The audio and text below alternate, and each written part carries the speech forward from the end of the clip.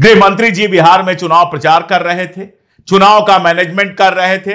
आपको याद होगा कल कांग्रेस के नेता पवन खेड़ा का बयान आया था कि अमित शाह जी जिस होटल में ठहरे हुए हैं उसके लिफ्ट की सीसीटीवी बंद कर दी गई है ताकि कौन उनसे मिलने आ रहा है, कौन मिलके जा रहा है, इसकी खबर किसी के पास ना पहुंचे, इसका रिकॉर्ड किसी के पास ना रहे। तो वो वहां पर थे।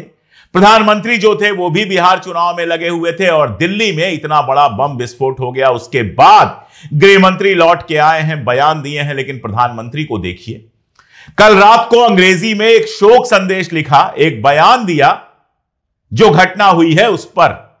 उसके बाद सुबह सुबह उठकर बिहार चुनाव पर हिंदी में वोट मांगा। बिहार चुनाव पर जो उनका ट्वीट आया वो हिंदी में आया ताकि बिहार के लोगों के लिए स्पेसिफिक है।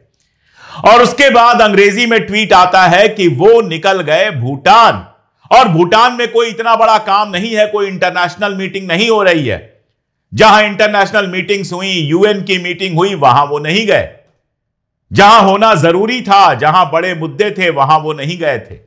लेकिन भूटान गए हैं क्योंकि उनके राजा का जन्मदिन मनाने गए हैं, राजा का बर्थडे मनाने गए हैं। और अब जब गए हैं तो एक दो वहां पर जो समझौते होते हैं उन पर सिग्नेचर हो ही जाएगा। आप याद कीजिए, राहुल गांधी देश के बाहर जाते हैं तो किस तरह से तमाशा मचता है। ऐसा लगता है कि राहुल गांधी से पूछ के भारत सरकार के ऑर्डर साइन होते हैं। ऐसा लगता है कि राहुल गांधी देश की सरकार चला रहे हैं। ऐसा लगता है कि राहुल गांधी के पास देश की सुरक्षा की जिम्मेदारी है। तो राहुल गांधी जब देश के बाहर जाते हैं तो उनकी फोटो आने लगती है, अमित मालवीय उनको ट्रोल करने लगते हैं और सवाल पूछे जाना लगता है कि ये फुल टाइम पॉलिटिशियन है कि नहीं है।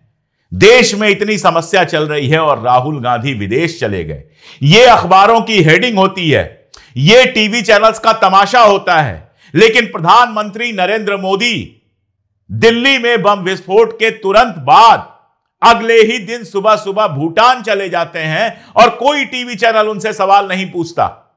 कोई टीवी चैनल नहीं कहता कि देश के अंदर इतनी बड़ी घटना हुई है और वो भी देश की राजधानी में इतनी बड़ी घटना हुई है और प्रधानमंत्री मोदी देश छोड़कर बाहर चले गए हैं। यह सवाल उनसे कोई नहीं पूछता।